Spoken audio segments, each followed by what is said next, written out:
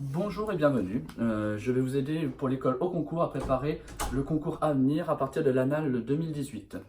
Donc le concours Avenir est un concours qui se fait en 60 questions. Il faut répondre à 45 questions sur les 60, sachant qu'il ne sert à rien d'en faire plus que les 45 étant donné que la machine va juste s'arrêter au bout de 45 réponses. Vous avez un exercice avec plusieurs questions, plusieurs affirmations et il faut répondre par A, B, C ou D à chaque fois. Lorsque vous n'êtes pas sorti d'un exercice, il faut faire très attention parce que les réponses précédentes peuvent être utilisées ou utilisables. Par conséquent, il faut vraiment bien soigner ces questions-là afin d'éviter un effet domino dans les mauvaises réponses. Je vous laisse donc prendre connaissance du sujet et nous allons attaquer la correction.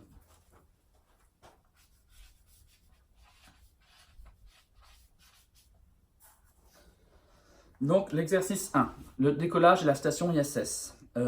Afin de pouvoir décoller et de quitter le sol terrestre, la fusée doit acquérir une accélération de norme. Alors c'est assez logique, tout simplement. Il faut tout simplement que l'accélération soit supérieure à g. Sinon, elle ne décolle jamais. Au moment du décollage, la quantité de mouvement du système fusée plus gaz P est. Alors, on nous dit dans l'énoncé que la vitesse initiale est nulle. D'accord? Donc, comme on sait que P est égal à mv, on a donc au moment du décollage, le vecteur de quantité du mouvement est égal au vecteur nul. Au cours du décollage, la quantité de mouvement du système fusée plus gaz, alors, celle-ci, il faut faire bien attention, c'est un système pseudo isolé. Donc, la quantité de mouvement du système reste constante.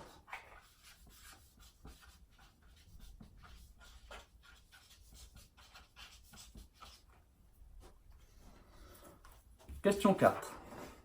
Donc maintenant, on s'intéresse à un cas où on a un mouvement avec un angle alpha. Les coordonnées de la vitesse initiale V0 dans le repère OXY sont... Alors, il faut faire attention à ne pas se faire avoir par les habitudes qu'on a de travail en terminale, que ce soit toujours V0 cos alpha, V0 sin alpha. Ça, ce sont des habitudes qui ne sont pas qui sont valables lorsque on est dans le cas où l'angle alpha il est orienté ici. Ici, on a un angle tout à fait différent. Pour une fois, c'est un petit piège. L'angle alpha il est ici. On remarque donc que ici, j'ai la projection sur V0x et ici sur V0y. Ici correspond à un angle opposé. On a bien V0 sin alpha pour V0x et pour V0y, V0 cos alpha. C'était donc bien la réponse C et pas la réponse D, comme on pourrait répondre par habitude.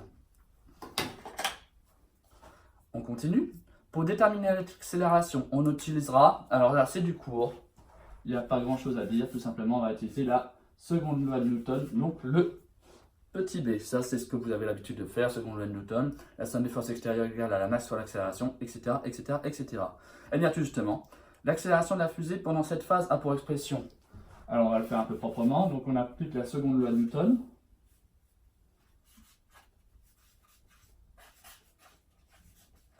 On a donc la somme des forces extérieures est égale à la masse fois l'accélération. Ici, il n'y a que le poids, donc on a P est égal à MA. MG est égal à MA. Donc G est égal à A. Tout simplement. Donc, ou A égale à G, donc c'est la A. Question 7. Pour obtenir l'expression des coordonnées de la fusée en fonction du temps, il faut, alors c'est la réponse D, obtenir la primitive de l'accélération. Dans la correction d'école, il y a une petite erreur, ils ont proposé de mémoire la B, c'est bien la D. Les coordonnées de la vitesse V de la fusée en fonction du temps sont, en fait on va utiliser pour cette question-là la question 6 et la question 4. Tout simplement, on sait que G est égal à A. On a donc les coordonnées du vecteur A qui sont, suivant à X, ben comme le poids est parfaitement vertical, on va avoir 0. Et suivant Y, on va avoir moins G. Du coup, j'intègre en fonction du temps. J'ai donc V, suivant Vx, c'est V0x. Et on a vu tout à l'heure que c'était égal à V0 sin alpha. Et pour y, moins gt, donc ça c'est l'intégrale de g en fonction du temps, mais on n'oublie pas v0y. Or, on a vu ici que v0y c'était v0 cos alpha, donc ça fait moins gt plus v0 cos alpha. Donc, on regarde après, et ça correspond à la A. Voilà. On continue.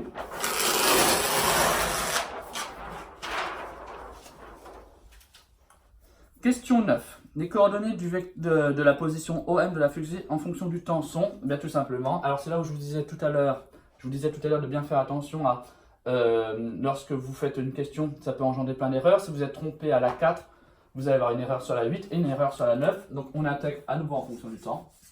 Donc la 9, j'ai donc x, donc OM. L'intégrale en fonction du temps, c'est V0 sin alpha t, plus x0, mais c'est égal à 0. Et g sur y. Hop. Moins 1 demi de gt carré, plus v0 cos alpha t. Et attention, cette fois-ci, plus h, parce qu'on ne démarre pas à 0 pour l'axe des y. Donc, on a donc la réponse B. Question 10. Pour étudier la trajectoire de la Station spatiale internationale ISS autour de la Terre, il faut se placer dans le référentiel. Le référentiel, tout simplement, où la Terre est au centre, le référentiel géocentrique. La question 11. Une des lois de Kepler permet de relier la période d'un astre sur son orbite au rayon de celle-ci. Il s'agit de, alors il ne faut pas se tromper, il ne faut pas se prendre les pieds dans le tapis, c'est la troisième loi de Kepler. C'est du cours. La période TISS de révolution de la Station spatiale internationale en fonction du rayon RISS est, alors c'est pareil, c'est du cours, c'est la réponse D. En doublant la distance entre la station spatiale et la Terre, la période de révolution sera... Alors, celle-là, on va prendre un peu de temps pour la faire.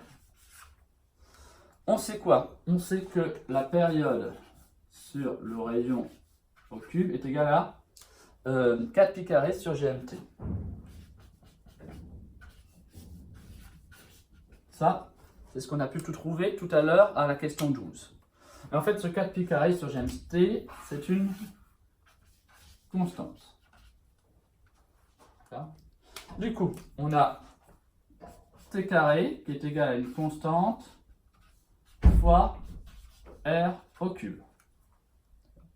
Maintenant, imaginons que je prenne un r' qui est égal à 2r.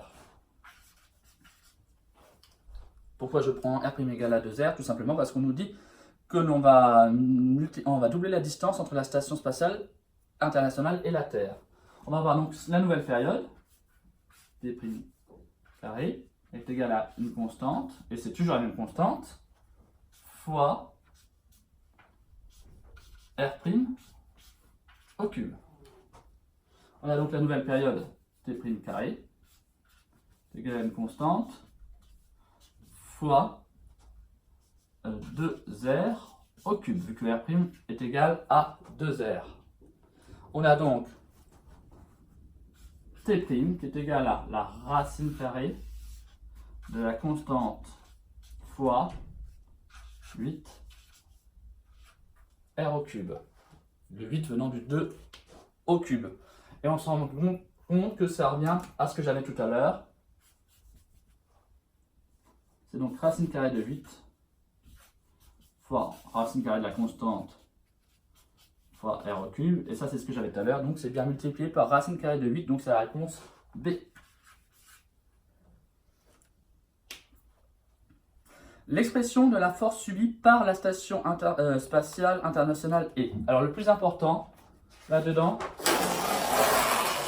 c'est le par. Qui c'est qui subit? Eh bien, tout simplement, c'est la station internationale spatiale qui subit une attraction. Donc, en fait, là, si je prends le schéma, si j'ai ma station là, je vais la dessiner ainsi. La force, ça va être ainsi. D'accord? C'est la force subie par la station internationale. On se rend compte que cette force, elle est dans la même orientation par rapport au schéma que le vecteur m. Donc, il n'y a pas de signe moins. Comme ils sont dans la même orientation, ça sera donc, on aura donc F qui est égal à plus. On aurait un signe moins si jamais j'avais la force qui était de sens opposé au vecteur m. Après, c'est tout simplement du cours. On sait que c'est plus G, la masse de la Terre, la masse de ISS, divisé par la distance, et ça on n'oublie pas, au carré, suivant le vecteur m, ce qui nous ramène à la réponse D. Excusez-moi, ça c'était la question 14. On continue sur la 15.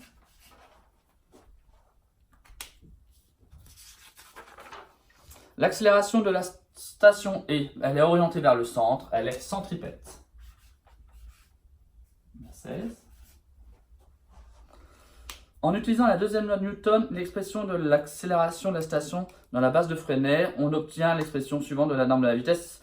Alors, soit vous refaites la démonstration, qui n'est pas si compliquée que ça, mais qui peut prendre un peu de temps en concours, soit tout simplement, vous le savez du cours, que c'est la réponse C.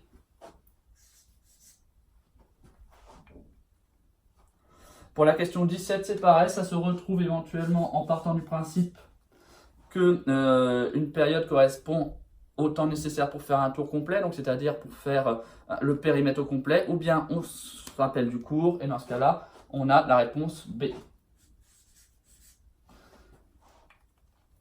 Sur ces questions-là, il est vrai qu'on gagne beaucoup de temps à connaître entre guillemets le cours, et donc du coup à pouvoir répondre immédiatement. Ce que je vous invite à faire, vu que ce sont quand même des réponses qui se ressemblent un peu toutes, c'est à cacher les 4 propositions lorsque vous lisez la question, à marquer ce que vous savez du cours, et après à regarder laquelle correspond, tout simplement pour éviter des erreurs et éviter de vous faire induire en erreur par les différentes propositions. On finit. L'énergie mécanique de la Station spatiale internationale au cours du temps, mais comme il n'y a pas de frottement, elle reste constante, donc c'est la réponse C. Je vous laisse prendre connaissance de l'exercice 2.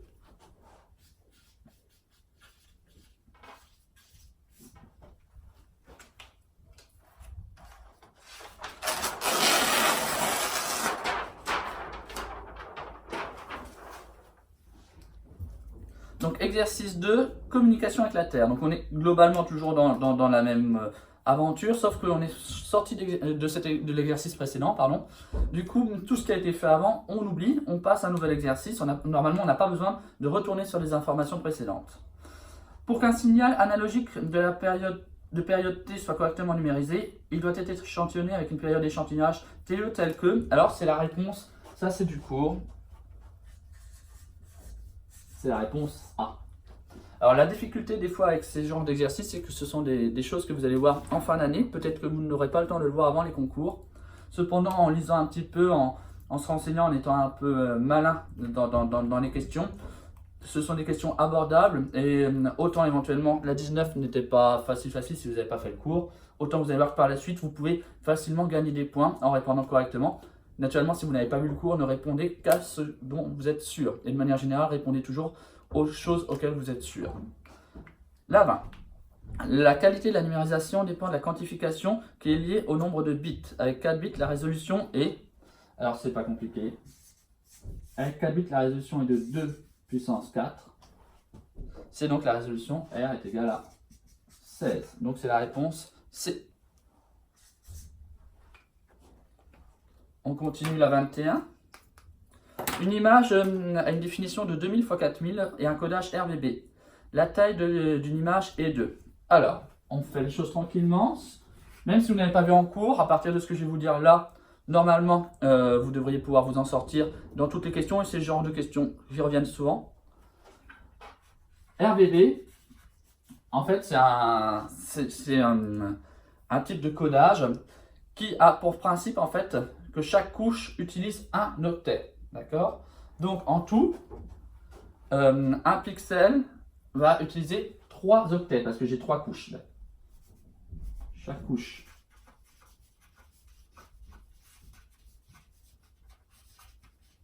Chaque couche utilise un octet. Donc, par pixel, j'ai 3 octets. Étant donné que c'est RVB. RVB. J'ai donc 2000 x 4000 pixels.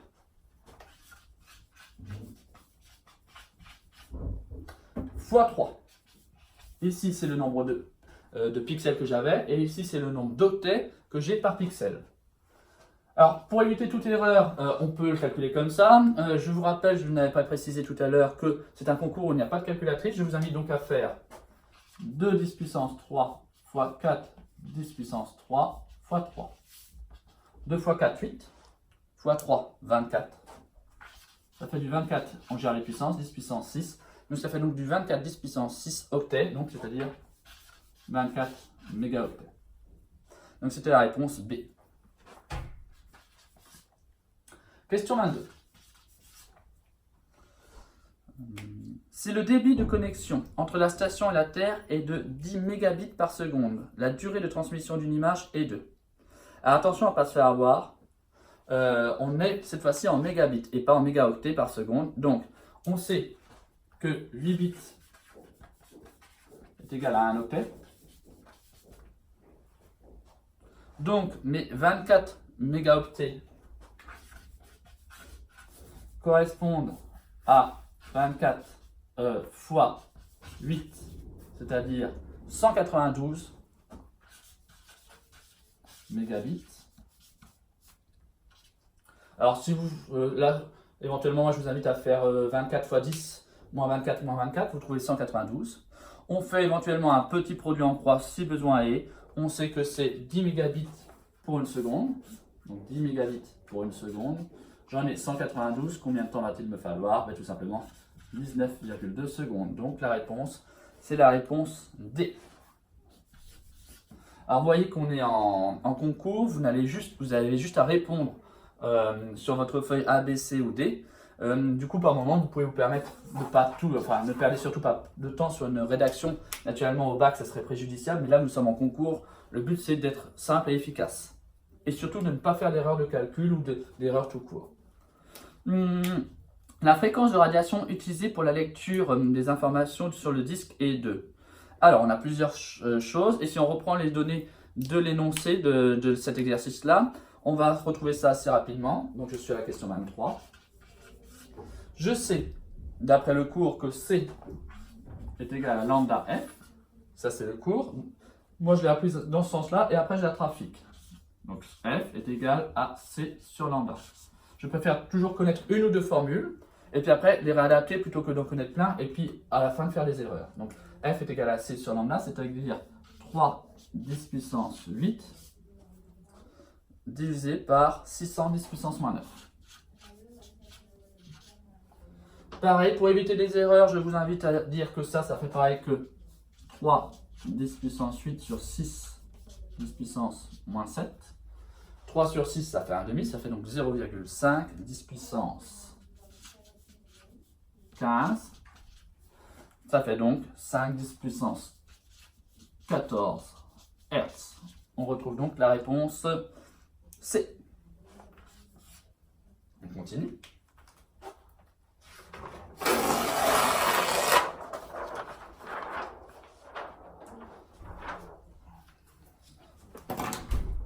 La question 24. La célérité de la radiation dans le disque optique est de... Alors, c'était une formule que vous pouvez connaître, que normalement vous devez connaître, mais elle était quand même ordonnée. On sait donc que la vitesse est égale à la célérité sur l'indice du milieu. C'est sur n, c'est donc 3 10 puissance 8 sur 1,5.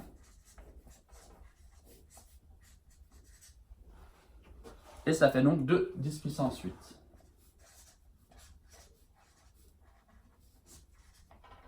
Alors ceux qui auraient un tout petit peu peur, je me permets de prendre quelques instants pour vous faire une aide de calcul. On peut dire que c'est 3 10 puissance 8 divisé par 3 sur 2. 1,5 étant égal à 3 demi. Donc par rapport aux propositions, c'est la réponse C. On continue, la 25. La longueur d'onde de la radiation lors de sa propagation dans le disque est de... On sait quoi? On sait que C est égal à lambda F. On sait aussi que la fréquence ne change pas en fonction du milieu, d'accord? La fréquence reste la même. Il n'y a pas de changement de la fréquence en fonction du milieu. On a donc lambda qui est égal à C sur F. Le C, on vient de le trouver, c'est 2 10 puissance 8. Et le F, on l'avait trouvé à la fréquence, excusez-moi, on l'avait trouvé à la question 23, c'est 5 10 puissance 14. Donc, ça fait 0,4 10 puissance moins 6 mètres. C'est-à-dire 400 nanomètres. Donc, c'est la réponse A. Donc, premièrement, on se rappelle que lorsqu'on change de milieu, la fréquence ne change pas. C'est le point qui me permet d'avancer dans cet exercice-là. La fréquence, on l'avait trouvée à la question 23. La nouvelle vitesse, la nouvelle célérité, on l'a trouvée à la question 24. Ah, en fait, ici, le C que j'utilise, c'est celui que j'avais calculé ici. Et puis, du coup, je trouve la réponse.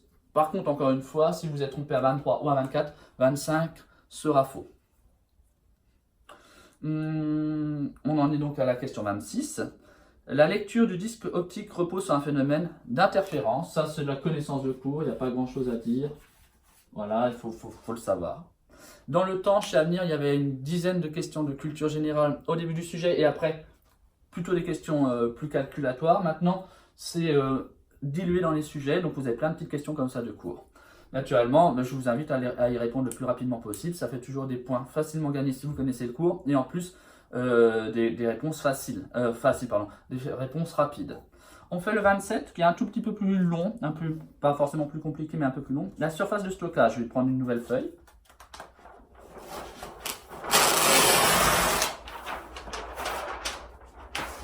Donc la surface de stockage. Tout simplement, il est marqué dans le sujet que je suis sur la 27.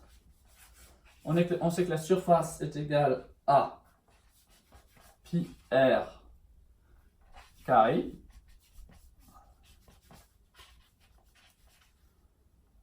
Alors naturellement, vous avez le grand cercle, je vais me permettre de le faire ici.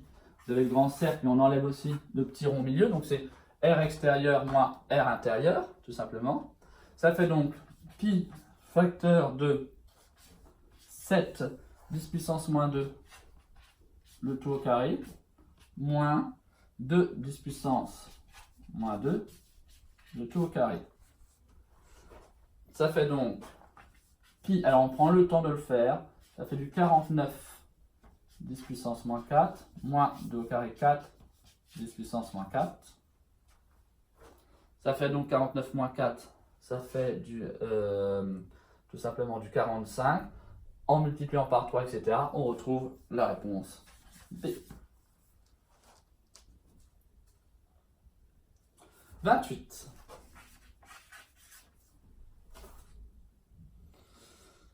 La longueur de la piste de lecture sur le disque est d'environ. Alors la longueur de la piste, en fait, c'est la surface divisée par le pas. Hein, vous avez un pas, du coup vous avez autant d'enroulement que la surface divisée par le pas. C'est-à-dire qu'on a 1,4 10 puissance moins 2 divisé par le pas qui est de 0,5 10 puissance moins 6. Donc ça fait du 1,4 10 puissance moins 2 divisé par du 5 10 puissance moins 7. Et en faisant le calcul, 1,4 divisé par 5, ça fait du 0,28 10 puissance 5. Pardon, pas moins 5, mais bien 5 mètres. Donc ça fait du 28 km.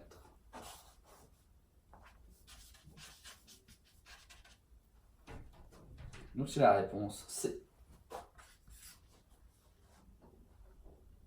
Les informations sur le disque optique sont lues par le vecteur en à peu près. Alors il est marqué quoi? Tout simplement qu'il lisait 4 km par seconde. Il est marqué dans le sujet, précédemment, qu'il lit 4 km par seconde. On vient de se rendre compte que moi, en tout, il y avait 28 km de spirale. Donc 28 divisé par 4, ça fait donc 7 secondes pour lire l'intégralité du disque. Donc la réponse C. Question 30. Dans le vide, la valeur de la quantité du mouvement des photons utilisés est de. Alors, comment allons-nous faire sur cette question-là? Il va falloir utiliser deux formules. Il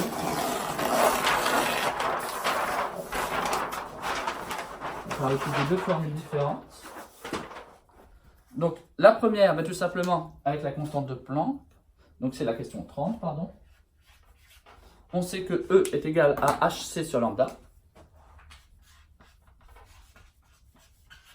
Et on sait aussi que E est égal à mc2. On retrouve donc, en simplifiant, que h sur lambda est égal à mc. Mais h sur lambda, mc, c'est aussi la quantité de mouvement. On a donc P est égal à h sur lambda. H, c'est 6 10 puissance moins 34. Ça, il le donne généralement. Ou bien, c'est une question de culture.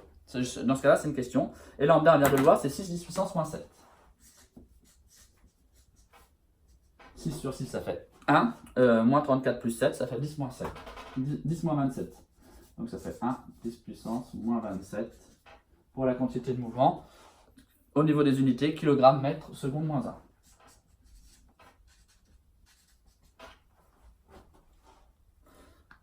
On continue. L'unité de la constante de Planck dans le système international est. Alors, il faut faire attention, c'est dans le système international, donc c'est avec des kilogrammes, des mètres, des secondes, etc. On va partir de la formule que j'ai, tout simplement E est égal à hc sur lambda. On sait, donc ça c'est la question 31, alors excusez-moi, sur la question 30, donc c'était la réponse D. On va sur la 31 maintenant. Donc, on sait que E est égal à hc sur lambda. Ok. On a donc H qui est égal à E fois lambda sur C. Le problème, c'est que les énergies sont en joules. Alors, c'est pas un problème en soi, mais joule ne va pas correspondre, étant donné que ça n'intervient pas là dans ma réponse, parce que c'est pas du système international. Mais on sait aussi que l'énergie, c'est égal à mc2. D'accord? Donc, je suis en train de vous dire que les joules correspondent à des kilogrammes, mètre au carré, seconde moins 2. Étant donné qu'à un moment, dans votre apprentissage, vous avez vu que l'énergie est égale à mc2 à 1,5 de mv carré si par exemple on est sur les énergies cinétiques, tout simplement, c'est-à-dire qu'au niveau des unités, on a correspondance. On a donc bien des joules qui correspondent à des kilogrammes, mètre au carré, seconde moins 2. Et bien du coup, maintenant, je vais travailler sur l'unité de H. C'est donc des kilogrammes, mètre au carré, seconde moins 2. Donc là, je remets mon énergie. Fois des lambda, c'est des mètres. Divisé par une vitesse, c'est des mètres. Seconde moins 1. On va simplifier un tout petit peu. Hein. Tac, tac, tac. Ici, ça m'en enlève 1. Il ne me reste plus que 1. J'ai donc des kilogrammes, mètre carré, seconde moins 1. Kilogrammes, mètre carré, seconde moins 1. Ça correspond à la réponse C.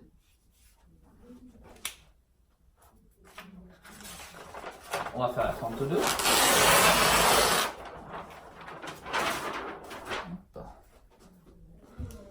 Réponse, question 32. La lumière émise par le laser transporte une énergie E de l'ordre de.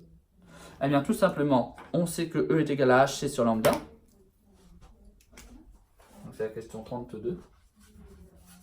C'est que E est égal à hc sur lambda. On a donc H, c'est 6 10 puissance moins 34. C, on est à 3 10 puissance 8. On est à nouveau dans le vide. Hop. Tac. Et lambda, c'est 6 10 puissance moins 7. On a trouvé ça dans les questions précédentes. Encore une fois, hein, si on s'est trompé, ça peut engendrer pas mal d'erreurs. Donc ici, ça se simplifie.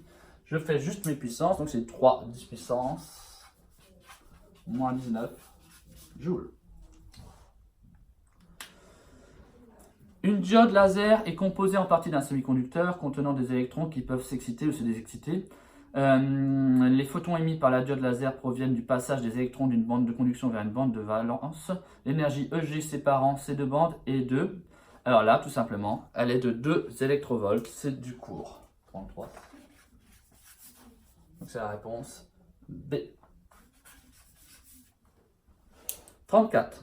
Dans l'univers, certaines particules se déplacent en mouvement rectiligne, uniforme par rapport au référentiel terrestre considéré comme galiléen. Avec une vitesse v proche de celle de la lumière, on peut dans ces conditions observer que le temps s'écoule.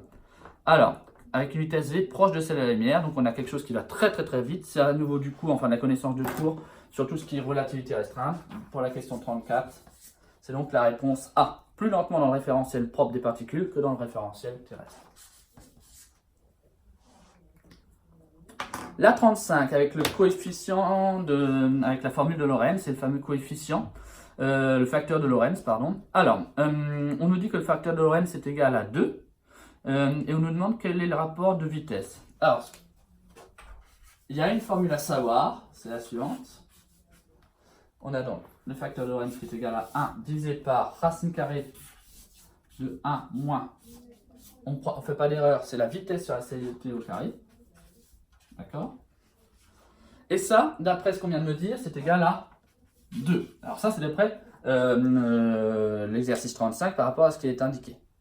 On a donc 2 racine carrée de 1 moins b sur c, le tout au carré. C'est-à-dire que je suis en train de faire remonter ça, est égal à 1.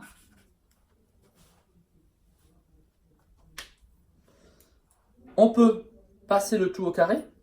On a donc 1 au carré, si vous voulez, est égal à 2 au carré fois 1 moins v sur c, le tout au carré. Donc on a 1 est égal à 4 moins 4v sur c, le tout au carré. 1 moins 4, ça fait 3. 3 est égal à, ça fait pardon, moins 3, moins 4 v sur c, le tout au carré. On trouve donc que v sur c,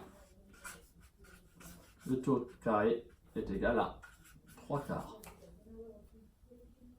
Et puis après, avec la racine carrée, donc v sur c est égal à la racine carrée enfin v est égal à la racine carrée de 3 quarts fois c. Donc c'est la réponse C. Alors ça peut paraître difficile, comme ça, il fallait connaître cette formule-là. Et après, c'est tout simplement des calculs mathématiques relativement abordables.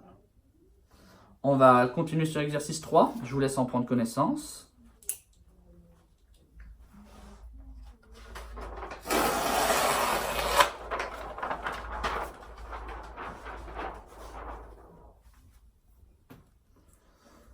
Donc l'exercice 3, c'est de la thermodynamique. Alors le problème, c'est que souvent vous ne l'avez pas vu en cours et que du coup, enfin vous l'avez vu récemment en cours, en tout cas quand vous faites vos premiers entraînements.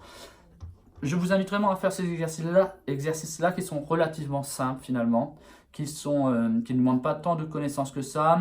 En plus, généralement, la majorité des formules sont données. Vous verrez tout à l'heure si vous regardez aussi la correction du puissance de Advance ou d'autres concours. C'est des exercices relativement simples, ça permet d'engranger des points assez facilement. Donc on va faire l'exercice 3 à partir de la question 36.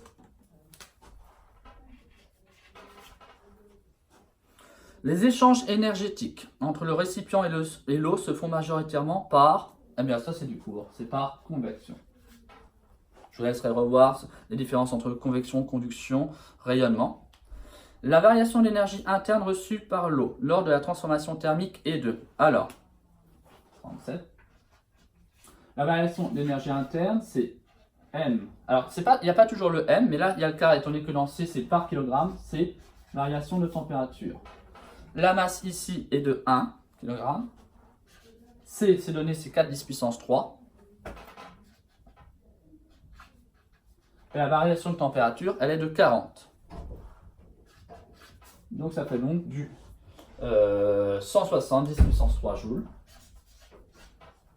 Changement de stylo.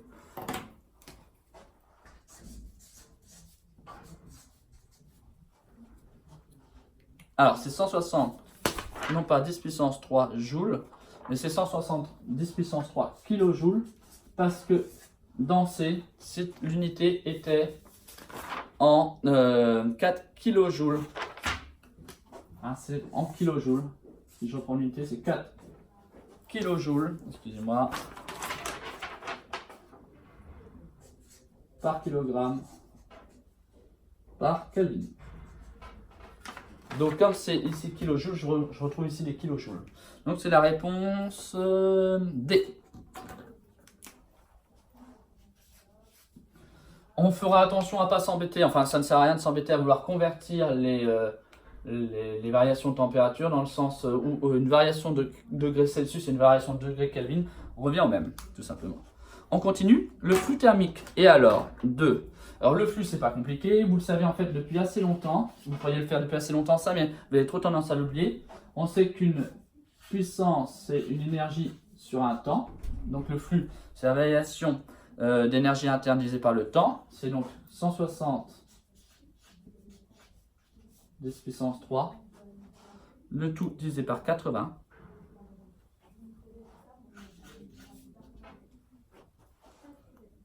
Et c'est donc égal à 2 10 puissance 3. Ouais.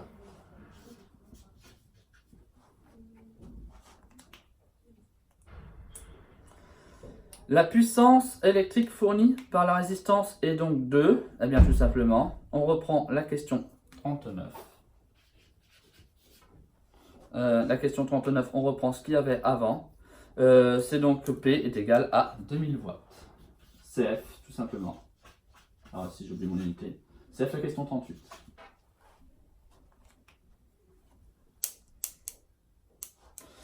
On définit la résistance thermique du récipient en fonction du flux et de la différence de température. Son unité est alors 2. Alors, tout simplement, on a le flux. Donc c'est la question 40. On a le flux qui est égal à la variation de température sur la résistance thermique.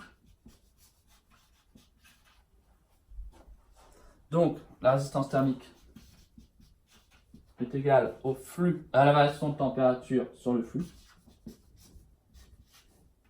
Et c'est donc égal à c'est donc des Kelvin sur des watts. Donc c'est la réponse C. Donc ici pour la 39, c'est la réponse C aussi. Et A ici.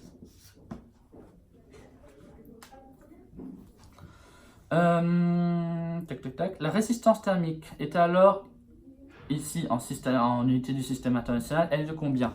Bah, tout simplement, la question 41, c'est 40, la résistance thermique. On vient de voir que c'était la variation de température sur le flux, donc c'est 40 divisé par 2 10 puissance 3. Ça fait donc du 20 10 puissance moins 3.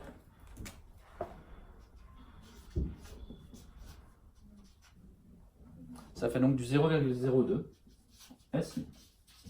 Ça, c'est la réponse A.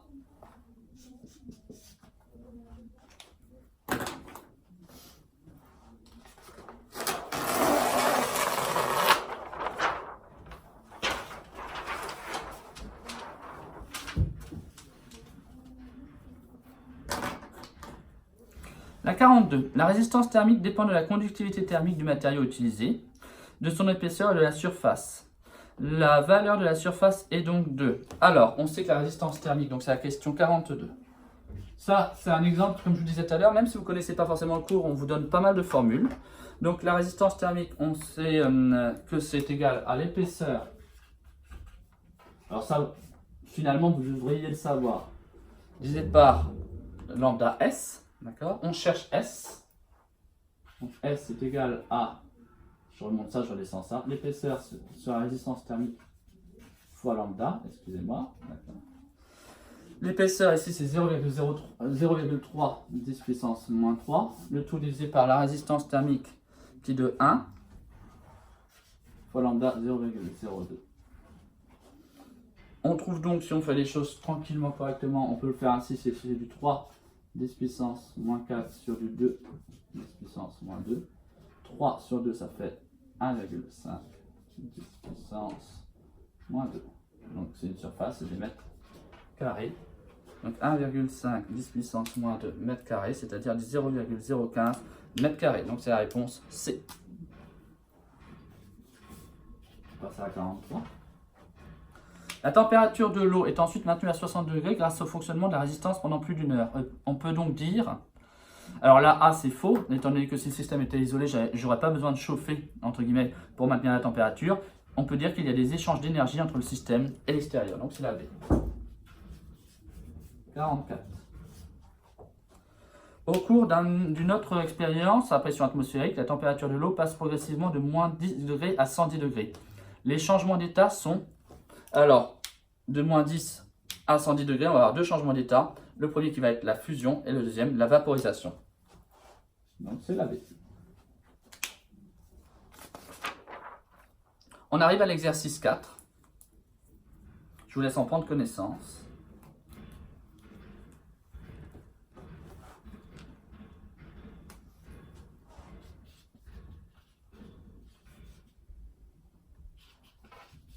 C'est pareil, c'est un peu comme la thermodynamique précédemment, les transferts thermiques. Ce sont des questions qui ne sont pas très difficiles. Là, on est sur les ondes, on est sur les histoires d'intensité sonore, etc. Je vous invite aussi à rapidement aller voir ces questions-là. Vous allez voir qu'il y a des choses qui sont assez simples d'approche. Le son joué par le saxophone est une onde, mais c'est une onde mécanique et longitudinale. Donc c'est la réponse C. Ça, vous le savez, ça fait quelques points facilement gagnés. En comparant ce son à celui d'un diapason émettant un La3, on observe sur le spectre fréquentiel de chacun, eh bien tout simplement ce qui va être vraiment identique, c'est les fréquences fondamentales. C'est la fréquence fondamentale, donc c'est la B. 47. Sur l'analyse spectrale du son La3 du saxophone, on trouve plusieurs pics. Eh bien ces pics, ce sont donc les harmoniques, donc c'est-à-dire dont la fréquence de chaque pic est un multiple entier de la fréquence fondamentale, donc c'est la D. Ce sont les fameuses harmoniques. 48. L'intensité du son s'exprime en... Bien, l'intensité du son, c'est tout simplement... C'est une pression sur une surface. C'est donc en watts.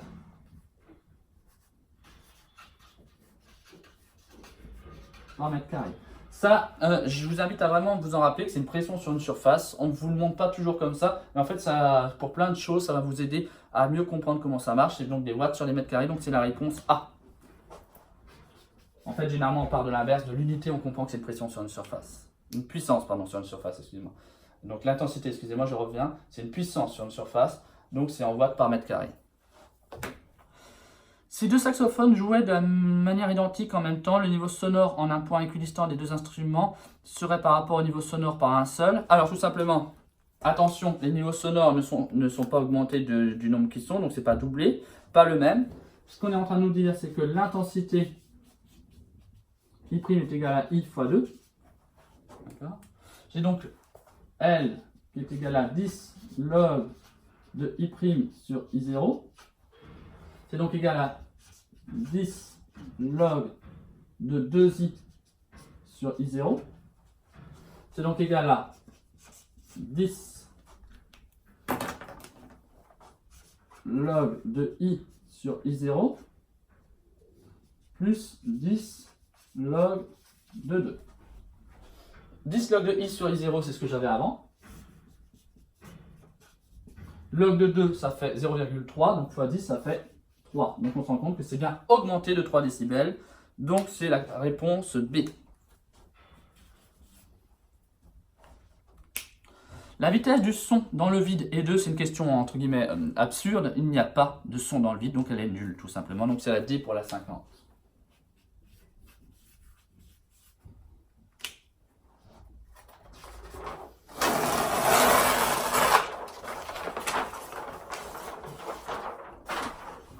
On continue. 51. Thomas Pesquet peut observer une décomposition de la lumière issue du soleil par diffraction lors du passage de la lumière à travers le hublot contenant une rayure de largeur notée A si, et tout simplement c'est du court, on a une diffraction si A est de l'ordre de grandeur de la longueur d'onde, donc tout simplement c'est la réponse A. A environ égale à lambda. La largeur L de la tâche centrale sera alors dans le cours, vous connaissez, donc c'est la question 52, on vous apprend le cours sous la formule lambda sur A est égal à L sur 2D. Vous le remettez chacun à sa place, tout simplement, ça remonte, ça fait donc 2D lambda sur A, c'est la réponse C. Je vous invite donc avant à écrire ça et après à comparer avec ce qu'on vous propose.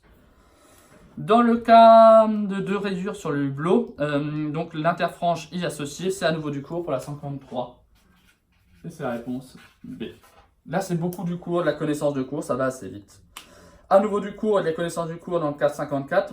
Si jamais je veux des interférences destructrices, il faut alors que ça soit la réponse D, c'est-à-dire, je vais l'écrire comme ils l'ont écrit, on doit avoir la différence de marge qui est égale à n plus 1 demi, facteur de lambda avec n entier. Donc ça c'est pareil, c'est du coup, vous l'avez vu plusieurs fois normalement. La 55, alors la 55, ce qui est assez rigolo, c'est qu'on a eu à l'utiliser dans d'autres exercices avant, c'est la C, je n'ai même pas besoin de revenir là-dessus. E est égal à HC sur lambda, on l'a vu plusieurs fois aujourd'hui. La 56, c'est pareil, on l'avait vu, alors je ne me rappelle plus exactement de quelle question, ça devait être dans les questions vers les 30. On sait que E est égal à HC sur lambda. On sait aussi que E est égal à MC carré. Ça se simplifie, on a donc H sur lambda est égal à la quantité de mouvement. Ça, ce sont donc des choses, donc excusez-moi, je finis, donc c'est la réponse D. Ce sont des choses qu'on a déjà vues, qu'on a déjà eu à utiliser sans qu'on nous la pose comme ça dans des exercices précédents. Un laser est une source lumineuse, son principe de fonctionnement repose sur l'émission stimulée, donc c'est la 57, c'est la C. La 58, une des propriétés du rayonnement du laser, c'est qu'il est monochromatique. Tout ça, c'est des points qui sont très faciles à prendre, très rapides à prendre. La 59, le décalage vers le rouge est dû à, du coup, à nouveau, l'effet de Doppler. Et pour finir, la 60. Le décalage vers le rouge indique que l'étoile, s'il y a un décalage vers le rouge, ça indique que l'étoile s'éloigne de nous, tout simplement. Voilà pour la correction de ce sujet Avenir 2018. Je vous remercie et puis je vous retrouve bientôt sur auconcours.com.